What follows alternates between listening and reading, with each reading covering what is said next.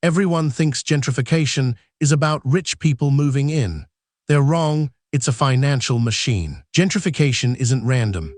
It's the predictable outcome of how property values, investment capital, and municipal policy interact. When a neighborhood is perceived as up-and-coming, the mechanics that follow are almost mechanical.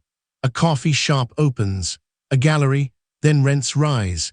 Then families who have lived there for decades can no longer afford to stay. The cycle typically begins with disinvestment.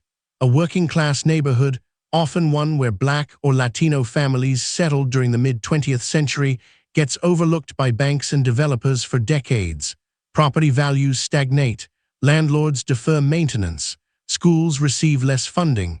But that neglect creates opportunity. Young professionals and artists, priced out of expensive neighborhoods, discover these areas. They rent cheap apartments, open businesses, and create cultural energy. Suddenly, the neighborhood becomes cool. Real estate speculators notice. They buy properties, sometimes whole blocks, betting on future appreciation. Here's where the financial mechanism accelerates. As property values rise, property tax assessments follow. Long-time homeowners, often elderly, on fixed incomes, suddenly face tax bills they can't pay. They sell. Landlords raise rents to match the new market rate. Tenants without long-term leases are priced out within months. Banks and investment firms accelerate this further. They provide capital for developers to buy and renovate properties. They finance new construction. They bundle gentrifying neighborhoods into portfolios. The process becomes self-reinforcing. Investment attracts more investment, which drives prices higher, which displaces more residents. The original residents, the ones who kept these neighborhoods alive during decades of disinvestment, are left with few options. They move farther out, to areas with cheaper rents but longer commutes, fewer services, and less job access.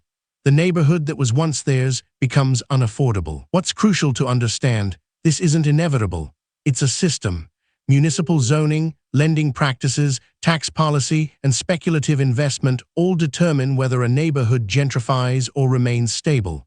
Different cities have implemented different tools: community land trusts, rent stabilization, property tax relief, that interrupt this cycle. Understanding gentrification means understanding how capital flows through cities.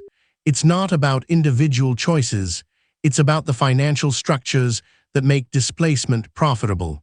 And recognizing those structures is the first step toward building alternatives. This video is for educational and informational purposes only and is not financial advice.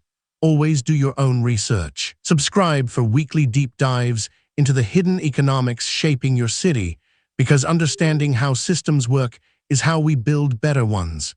This video is for educational and informational purposes only and is not financial advice. Always do your own research.